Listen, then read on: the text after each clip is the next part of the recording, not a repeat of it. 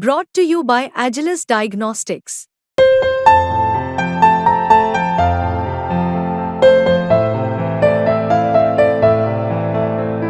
Agilus Diagnostics. Zomato का Blinkit, Swiggy का Instamart और ज़ेप्टो का धंधा क्या बंद हो जाएगा? क्या अब आप घर बैठे 10 मिनट में सामान नहीं मंगवा पाएंगे? क्या क्विक ई कॉमर्स पर चाबुक चलने वाला है? ऐसे कई सारे सवाल उठाए जा रहे हैं क्योंकि सरकार क्विक ई कॉमर्स कंपनियों को लेकर कुछ सोच रही है। पूरी खबर आपको समझाते हैं इस वीडियो में। नमस्कार, आप देख रहे हैं बिस्तक और मैं हूं श्रेया ठाकुर। देखिए, हाल के कुछ वक्त में जिस तरह से क्विक ई कॉमर्स और ई कॉमर्स ने अपने पैर पसारे हैं, वो चिंता पैदा करने वाले हैं। वो रिटेलर्स के लिए चिंता पैदा कर रहे हैं। किराना कारोबारियों की ही बात कर लेते हैं। देखिए, किराना कारोबारियों के रोजगार पर संकट के खतरे को देखते हुए सरकार Blinkit, Swiggy, Instamart, big basket और ज़ेप्टो जैसे क्विक ई कॉमर्स कंपनियों को रेगुलेट करने पर विचार कर रही है। सूत्रों की माने तो डिजिटल कंपटीशन बिल के तहत दोनों सेगमेंट के लिए लेवल प्लेइंग फील्ड मुहैया कराने पर जोर है, यानी कि दोनों में समान स्तर पर कामकाज हो।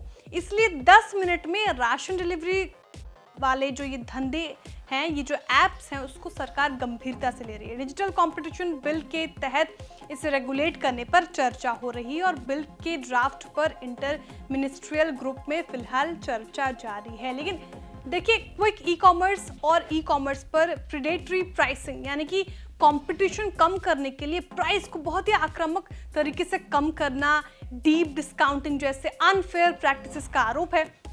और हाल ही में यानी 10 रोज पहले पहली बार किसी कैबिनेट मिनिस्टर ने ई कॉमर्स को लेकर, या जिसको आप आम बोलचाल भाषा में ऑनलाइन शॉपिंग कहते हैं, उस पर सरकार की तरफ से एक गंभीर चिंता जताई थी। और ये चिंता किसी और ने नहीं, खुद commerce and industries minister Piyush Goyal ने उजागर की थी और उसके बाद फिर बयान पर उन्होंने सफाई भी दी थी। लेकिन आखिर बार बार क्विक ई कॉमर्स और ई कॉमर्स को लेकर सवाल उठाए क्यों जा रहे हैं? देखिए, अगर अगले एक दशक में ई कॉमर्स कंपनियां देश के आधे बाजार पर कब्जा कर लेती है तो रिटेल पर इसका क्या असर पड़ेगा? इससे देश में कहीं ना कहीं सोशल डिस्ट्रप्शन जैसी संभावना पैदा हो सकती है और ये चिंता का विषय है।